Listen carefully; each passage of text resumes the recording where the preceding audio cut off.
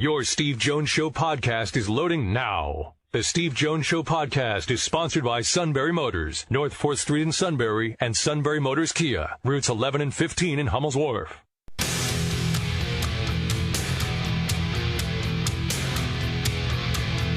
This is the Steve Jones Show on News Radio 1070 WKOK. Now, from the Sunbury Motors studio, here's Steve Jones.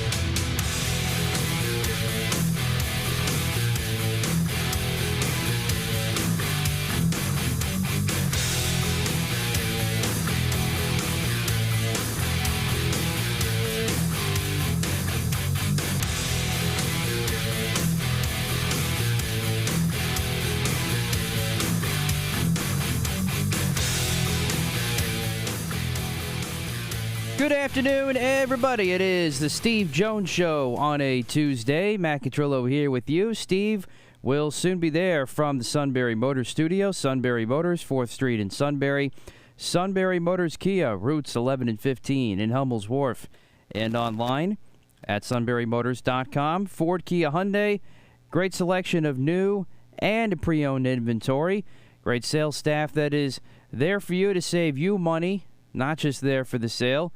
And a service department that is there for you with the diagnostics, the inspections, and that backs it all up. All part of the Sunbury Motors guarantee. All at Sunbury Motors, 4th Street in Sunbury. Sunbury Motors Kia, routes 11 and 15, Hummel's Wharf. And online at sunburymotors.com. Neil Coulong today at 2:06 because we have Chris Wheeler, the former Phil's broadcaster, at 2:45 today. So looking forward to that. And then Rich Scarcella is going to join us on Friday's show at 2:15 for his take on Big Ten Media Days, which begins tomorrow in Indianapolis. So we got all that coming up. But first, of course, the former Nittany Lion himself, Saquon Barkley, out of nowhere after the comments he said late last week, then after he was on that Zoom with a bunch of the other running backs that I talked about yesterday, that basically was much ado about nothing and just to create more drama, and it was a complete waste of time. Well, then all of a sudden, you wake up early this morning, and he's got a one-year deal all of a sudden. So what are you doing? There you go. I'm just trying to figure out where Saquon Barkley is right now. Where is he?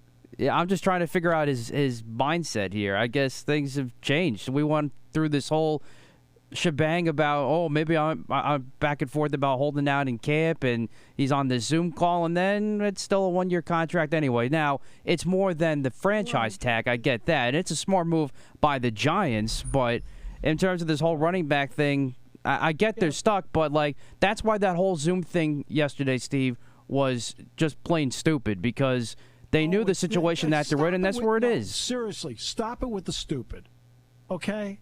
You got to stop that stuff, all right? The reason they did it was, as I said, was just a show of solidarity. That's all it does, okay? Is that stupid to show solidarity? Is it stupid for you to walk over and support a fellow employee?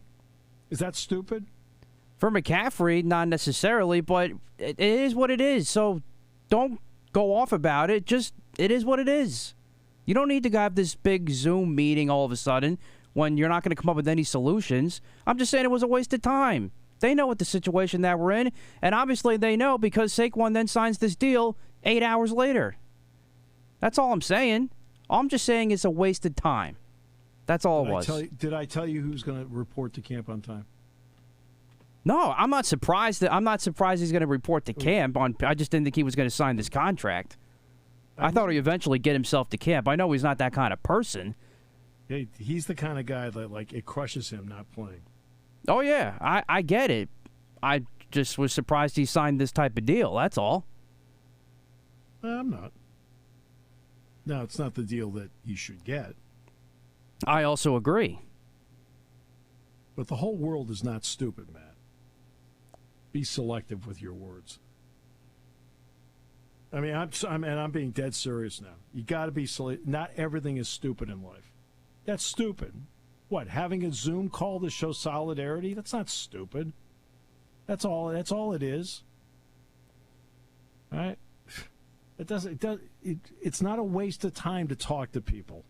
We have too many people sitting around tables in restaurants looking at their phones and not talking to each other. Then when people do talk to each other, you complain. Right?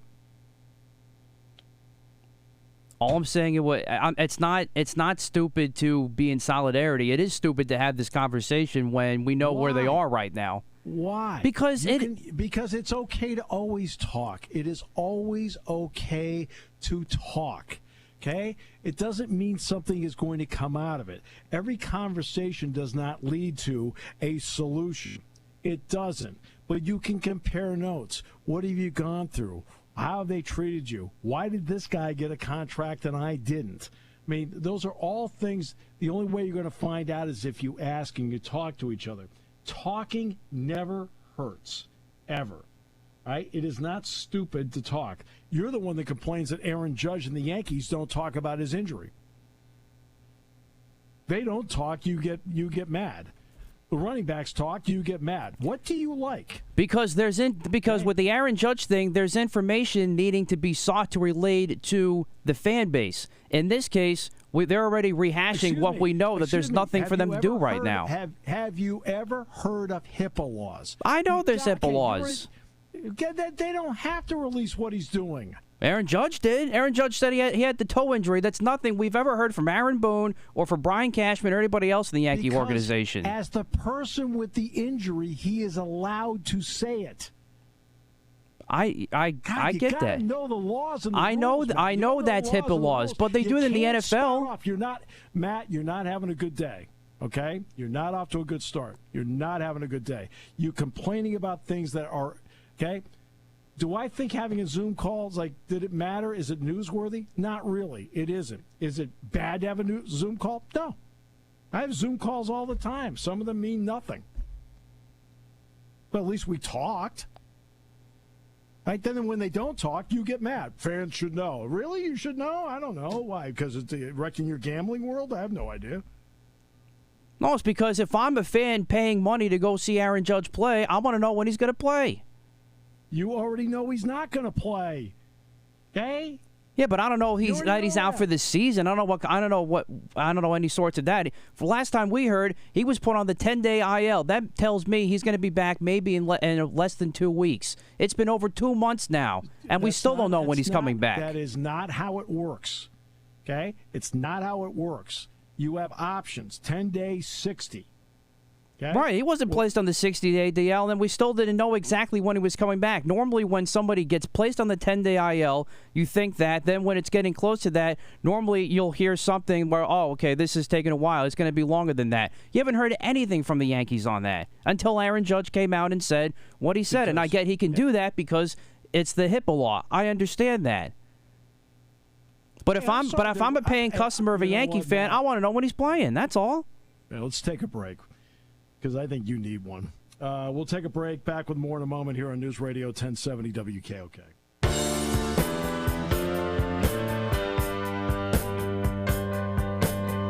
lot of big news today. Big news. So let's get to the big news, and then Matt can tell you which ones are stupid. All right? It's always fun to find out what you think is dumb. What do you think? How about we do it on a scale of 1 to 10 is what you think stupid is? Sure. Sure. Okay, good. Well, this one you won't. This one's really serious. Bronny James, LeBron's son, suffered a cardiac arrest in USC's practice yesterday. He is now stable and out of the ICU. But my goodness, Matt, he's 18 years old. Yeah, that was very unusual and very scary. And that's now the second time we've seen that happen to a younger athlete, going back, of course, to DeMar Hamlin in the span of a year. Wow. Sheesh. Well, I mean, amazing that he's recovered that quickly. That was quicker than DeMar Hamlin was. DeMar Hamlin was in the ICU for several days after that happened. Bronny was out quick, which is good to see. I remember being at practice one day, basketball, and saw a player have a stroke. like, oh, this is, 20 years ago? Like, holy mackerel. Eventually, he never played again here. Eventually, he played at Fordham after transferring. Next up, Saquon signs his deal, ends the stalemate. We will mark you down on a scale of 1 to 10 as an 8 on the Zoom call being stupid. Fair? Fair, yes. Okay, good. Well, hey, next, Jaylen Brown, richest deal in NBA history, at least at this hour, 5 years, $304 million Supermax. It's not my money. But I'm a big believer. I don't think Jaylen Brown is a generational talent, but he's a great talent. And the same thing with Jason Tatum. And remember, in the NBA, the Supermax numbers are going to be going up. Because when they get the new contract, TV contract, and it's 2.5 to 3 times bigger than it is now, the Brown deal will mean nothing. But I'm not big on breaking up teams when they're good. The Celtics are good, not great, but they're good. Not having Jaylen Brown, they'd be further back. Not having Jason Tatum, they'd be further back, just like the Sixers would be further back without Joel Embiid. Simple as that. That's why I would never trade Ohtani. Never. Patrice Bergeron announced his retirement. 38 years of age. Back issue. Great defensive player. A great face-off guy. Leader. And third all-time in games played and in points for the Bruins behind Ray Bourque and Johnny Busick. All right, now we're going to get the one. This is going to really pique your interest. I know you're excited. You ready? Hit me. Jim Harbaugh is on the verge of a 4-game suspension. You know what? To be honest, this is the first time I'm hearing about that. How's everybody doing now with Michigan in their Final Four in the preseason? Well, yeah, but you know what? Have you looked at Michigan's schedule? It doesn't mean much. That's true. I was thinking about that because I know when we went through all this, I didn't think they had the hardest schedule ever. First 4 games. The first 4 games. Let's see. Michigan football schedule. Yeah, it's all cupcake games at home, if I remember correctly. Yes. Here we go. Michigan football schedule 20. Because the 3 non-conference games. Oh, we had Phil Steele on yesterday. We're talking to Phil about it. Hey. First game, the opener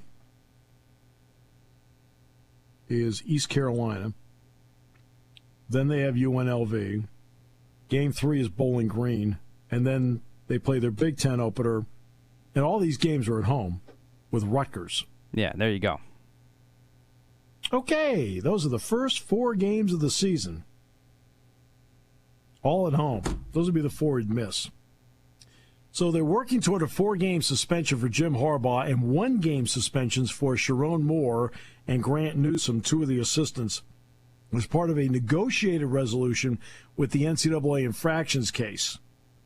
Michigan received a draft notice of allegations from the NCAA outlining potential rule violations involving Harbaugh's program in January. The Athletic has learned that level 1 violation, they face 4 level 2s and 1 level 1. The level 1 is the one levied against Harbaugh for providing false or misleading information. And this is not new. This has been out there. Now, his attorney is Tom Mars, who usually does a great job of getting you out of these things.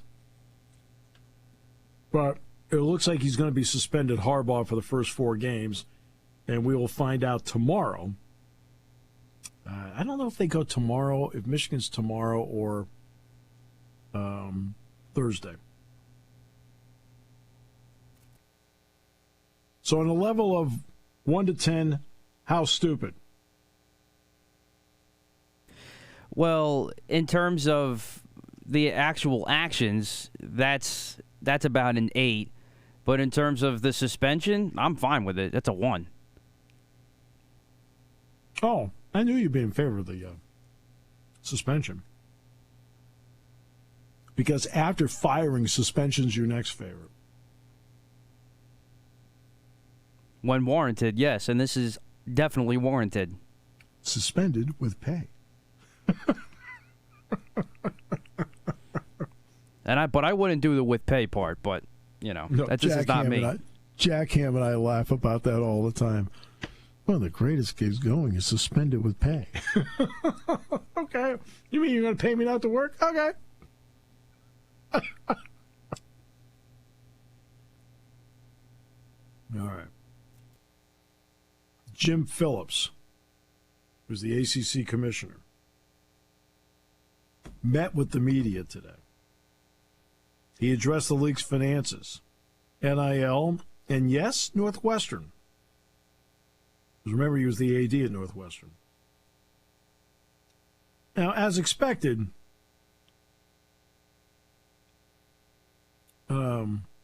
he did not comment, and he really can't. I mean, his attorneys are going to tell him, don't say anything. He did say it's a very difficult time for the Northwestern community. My heart goes out to any person who carries the burden of mistreatment or has been harmed in any way. During my 30-year career in college athletics, my highest priority has been the health and safety of student athletes. As you know, with this matter in litigation, I'm unable to share anything more at this time. Nor should he. Okay? He did say that he would vigorously defend himself in all this. And he did not negotiate the ACC contract. Remember that. He had nothing to do with the ACC contract that they're in right now. Said the league's partnership with ESPN is very strong. He said ESPN and the ACC are completely motivated together to generate additional dollars. Said the league has met with multiple TV consultants and shouldn't feel bad about being third. One area the ACC can capitalize this year, Matt, is there are more windows to put ACC games into. Why? Matt's thinking. The wheels are turning. I see the smoke. Because they don't have any Big Ten games to carry. That's the reason why. All those Big Ten windows are open. So now you can carry more ACC and Big 12 games if you want. Now, the year after, it changes. Because that's when the SEC contract gets into gear, and it's going to be SEC games they carry. But for this year, yeah. Plus, you have what could be a high-profile game with Notre Dame and Clemson this year, too. Always the opportunity to cash in on that. Oh, yeah, that'll be a primetime game. They'll cash in on that. But that game would have been in primetime no matter what. But you can't keep playing that game every year. I mean, Notre Dame has to rotate through the schedule. They can't play Clemson every year. So,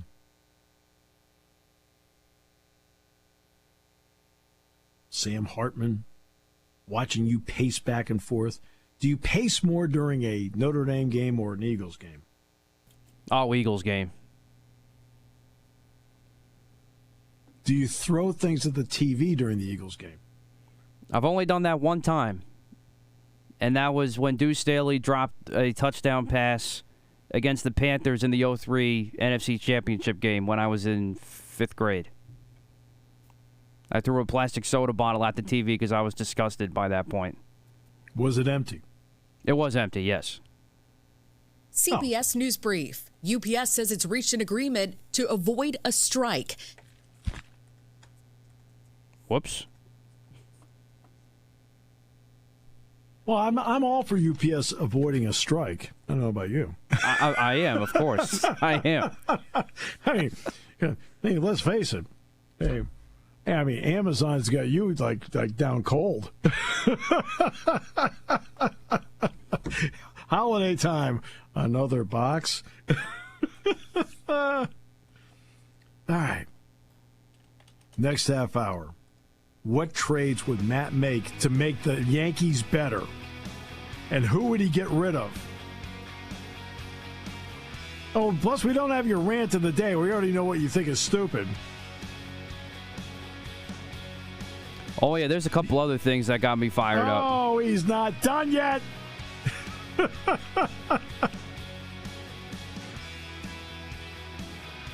Do you feel like you've ranted your way to success? Sometimes yes, sometimes no. Well, when is the no? I don't know. I guess it kind of depends on the subject matter.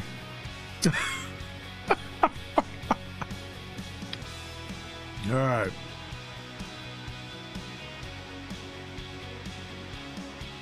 Today's show brought to you by Sunbury Motors.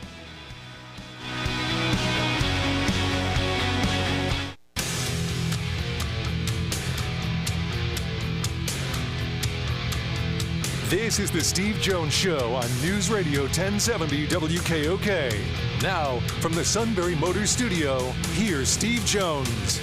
And great to be with you. Brought to you by Sunbury Motors, 4th Street in Sunbury. Sunbury Motors Kia, routes 11 and 15, Hummels Wharf, online, sunburymotors.com. For Kia Hyundai, best in new inventory, great pre-owned inventory with the Sunbury Motors guarantee. And a fabulous service department that backs it all up every step of the way. It's Sunbury Motors, 4th Street in Sunbury, Sunbury Motors Kia, routes 11 and 15, Hummels Wharf. Now, while Matt was out calling, everything stupid from the parking lot to the running backs. I don't know what you thought. I don't know what you thought was so stupid about the parking lot. Did I miss something there? No, senor! No, senor! No, senor! Told me he thought Line County Road was stupid. He thought the service this morning at the restaurant was stupid. It's time now for the rant of the day. Well, under that category, I think that is the perfect description of that category is ESPN. So their Facebook page posted something today about Andy Reid's tree. Andy Reid's coaching tree, and it's got John Harbaugh, Ron Rivera, and has everybody Doug Peterson, and they're making a big deal like this was his coaching tree. Is this thing on? Andy Reid's been in the NFL for how long now? And you're just putting out a post about that now? Does anybody have a clue over there at ESPN? I should answer that. The answer is no. Nobody has a clue over there right now. That's why people are getting laid off left and right, because Disney doesn't see how wrong they are right now. That is probably the most ignorant post I have seen from ESPN in quite some time. I'm sorry. And plus, it's got coaches on there that have had horrible head coaching careers, like Todd Bowles. And they're making a big deal that, oh, man, Todd Bowles was under the Andy Reid tree. And everybody else, yeah, we knew that. And they're all successful coaches. Wake up and smell the roses, ESPN. Who thought of that idea? Well, this goes back to what I was talking about the other day, though. And what did I talk about the other day? That writers are trying to keep themselves alive in the profession. So they're just trying to come up with whatever stories they can come up with just to keep themselves relevant and up front. And so you're going to get stories like Jeff Passan and Major League Baseball trade deadline preview. Okay. But they're all guesses. The Barkley K, what's his future with the Giants, answering 5 questions. Okay. The 5-month NFL offseason in 5 minutes, everything you should know. Lamar can quiet the criticism with new-look Ravens offense. Jaylen Brown's extension makes perfect sense for Celtics. Watching U.S. women's national team at America's first all-women's sports bar. Right. Trey Turner rejected after nightmare 5th inning. Well, that's kind of legit. Dodgers give away Kobe-themed jerseys. Mbappe loves it as NBA stars react to record bid for star.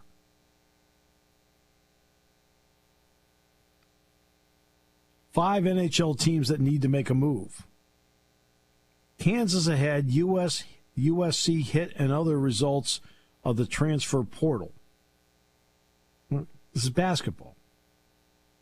Adjusting fantasy values for rookies following NBA Summer League. Really? I mean, this is where we are.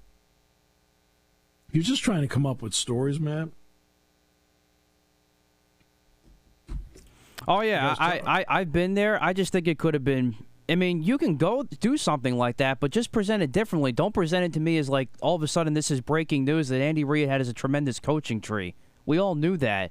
You can do something else about it, like an update on the coaches, or you somehow get Andy Reid and you do a story about that, or where all of Andy Reid's coaching trees now are the top 10 coaches under Andy Reid's tree. You know, if you want to go do something dumb like that we see this time of the year, I get it. But this post made it sound like this is breaking news. Andy Reid has all these different coaches under his tree.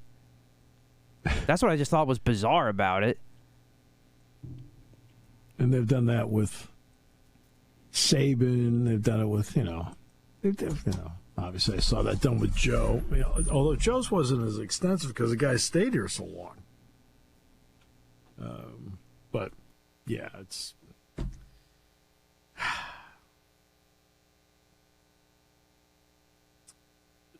24/7 sports sounds like a cool concept until you actually have to execute it.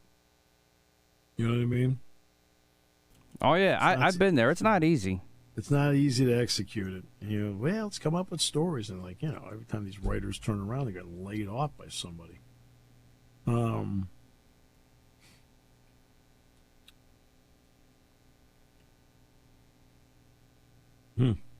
So, Major League Baseball trade deadline cheat sheet. What to watch for all 30 teams and targets by position.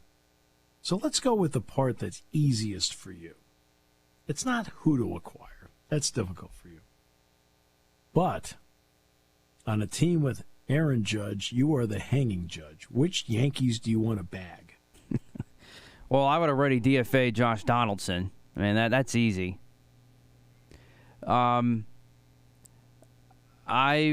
I'd be curious to see what you can maneuver to get rid of Giancarlo Stanton, like to send him to maybe a contender, like no way.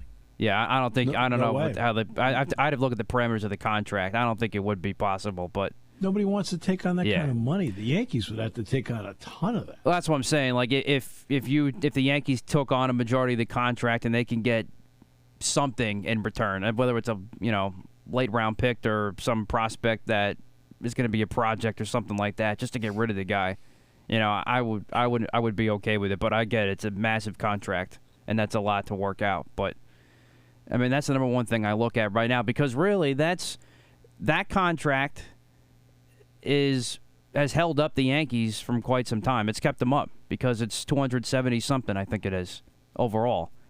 For what?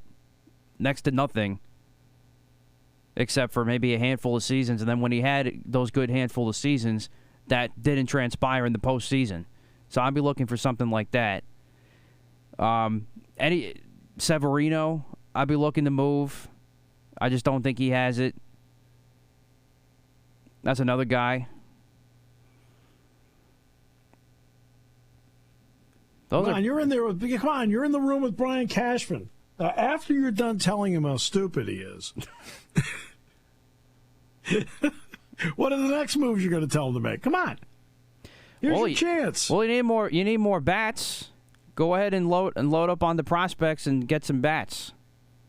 Hats for bats. Yeah, that's a good way to put it.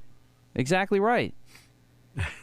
If you look at the Yankees in their Double-A and Single-A right now, they got some guys they can trade for the right people.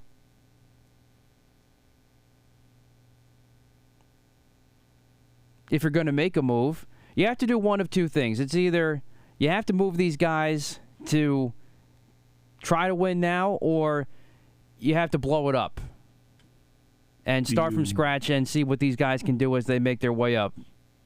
How important, if the Mets were to sweep the 2-game series, would you blow it up? I'm already ready to blow it up regardless of what happens with the Mets. I've been ready to do that. In fact, what put me over the edge was the Rocky series to begin the second half of the season because of how painful that series was to watch. When the Yankees, even though they're not a great team, they're still significantly better than that baseball team, and they barely won 2 out of 3 against that baseball team after the All-Star break. That was the final waving of the white flag for me. So I'm there right now to blow it up.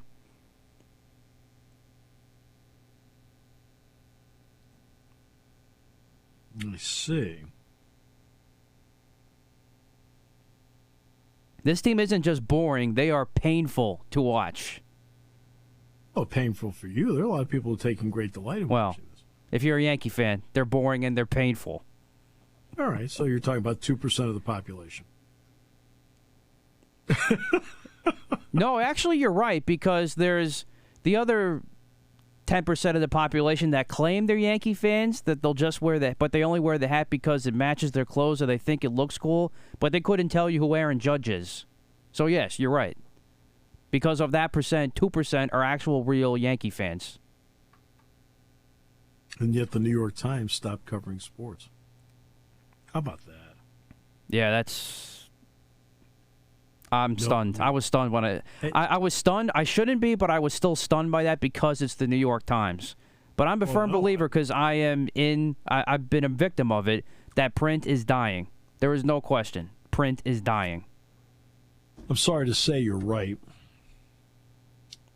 Not sorry that you said it, because you're accurate. But I'm sorry to say you're right, and that's unfortunate.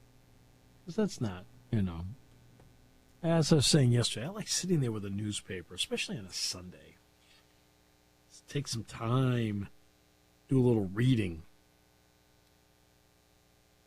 We were talking earlier today about going to a restaurant and devices, which I think I mentioned to you during your rant and when I ranted back at you. I thought everything is stupid, Matt. Which is true. Come on, you gotta say not everything is stupid. No, not everything is. Yeah. Yeah. What is your percentage on calling things stupid? Rather high. That is accurate. Okay. But people are on their devices, and that's why I'm talking about the talking part. And I said it was a good thing that they at least talked, just to talk, compare notes, see, what's your experience? What are you going through? What did your agent run into? Why? Right? I mean, that's why you get more information through talking. And I was talking to some people earlier today, and phones came up. And I said, and I never take my phone to dinner when I'm on the road. I never have my phone with me at dinner when I'm eating at home. I just don't. Why? Because I want to talk to people. I want to converse with them. I don't want to be distracted by having it there. I remember a few years ago, Jack Ham looked over at me at dinner on a Friday night before a game. He said, "Hey, Steve, by the way, what time is it?" And I said, "I don't know." He said, "Well, check your phone." I said, "Jack, I don't have my phone with me." I said, "I never bring my phone down to dinner." I said, "I want to talk to people." And he looked at me and he says, "Wow." Right? Need to do more talking with one another. More face-to-face conversing. I mean, the one element of this show that I wish we had was I wish you and I did the show on Zoom, where I could see you and you could see me. Yeah, I agree with that. I do miss having that. That way, every time I said something, I watch you roll your eyes. Get the lingerie on the deck. Call the janitor. What's he saying? What? What the hell? I mean, because I'm used to it now. But yeah, it is weird to talk to you every day, and I'm looking at a speaker and not your face, so to speak. Or I just hear you through my headset. Okay. Now, some people think that's a plus. Especially a lot of women. Oh, my almighty! Like, I don't want to look at him. What are you talking? But I would like to do the show on Zoom, where we literally can see each other and talk to each other on something like this, and still be able to do it with calls and things like that from the audience. I know we got Neil coming up in the next half hour, and Wheels on, and the Wheels is on after that, right? 2:45. Correct. Yeah. But yeah, it's. But I'd rather talk to people. That's why I have no problem with the running backs talking. I mean, is it a big story? No, I don't think it's a big story at all. But again, we're at that time of the year where there's not a lot going on, so anything becomes a big story. Now, this is a day, like that running back thing would have been way off in the background today because of the Bronny James cardiac arrest and the Jim Harbaugh suspension and so forth. Okay, so, so it depends on the day. Well, it turned out they did it on a day where nothing was going on. But it's okay for people to talk, get information, find out. How many times you sit there like, okay, you go through a meeting and like it's something that was important, that was not important in the meeting, but later it came up and you felt like you had an answer to it. So that's why you talk. And as for ESPN, it is, it's amazing when sometimes the wheels come off the wagon a bit. And the wheels have come off the wagon for ESPN in a way, not completely, but in a way, over the last 10 years. We've had a couple big layoffs, and I just felt like they've lost the ability to get the network on a roll.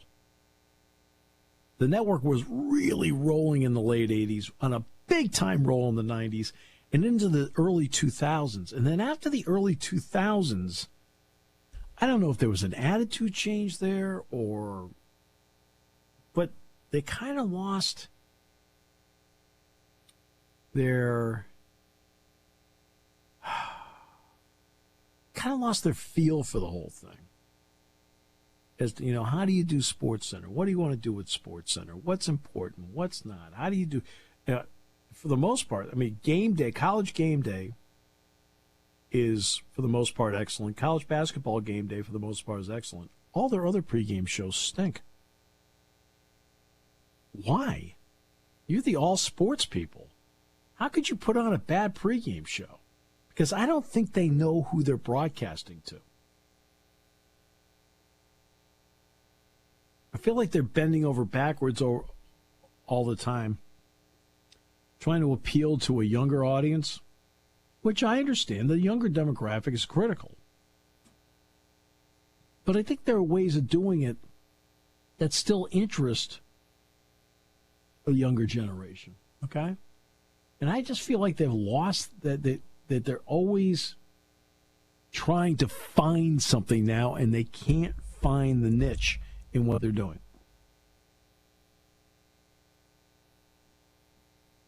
Now, when they're doing games, for the most part, they're fine. There's some games you sit back and go, okay, stop being inventive with camera angles. I don't see what you're doing here. There's a standard way of doing it. Do it where the audience is comfortable. But I don't know. I realize during the day, the shows that you see with Stephen A. Smith and so forth, those are easy shows to do. It's a studio. It's three people talking, and a few cameras. That's it. Nothing complicated. All right. But what strikes me is whether it's the NHL, the NBA, the NFL, or Major League Baseball, they don't do a good pregame show. I can't watch it anymore. When we get to, like I said, college game day I think is very good. And basketball game day is very good.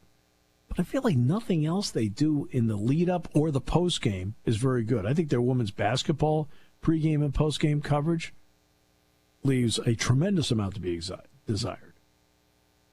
The games are good, well announced, the whole deal, but the lead-in and the post, you sit back and go, okay, I've learned nothing about the game from you people.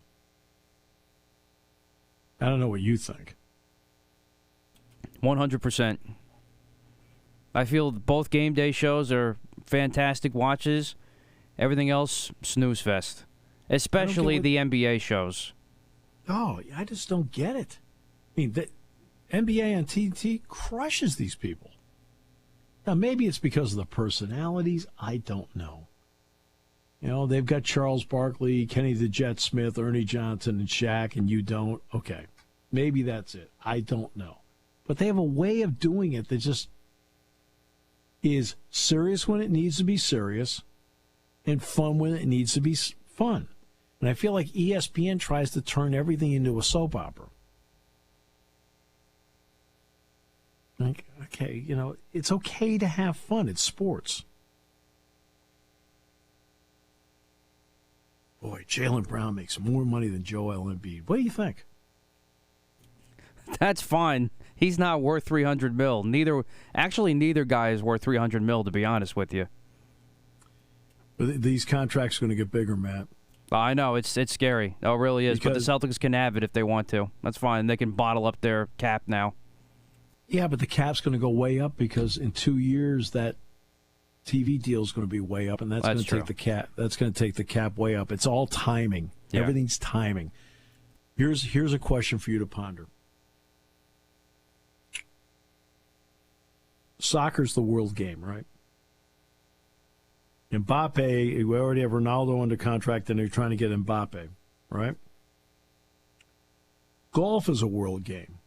Not quite like soccer, but still is a world game. Basketball is becoming a world game. Does Saudi Arabia get involved in basketball?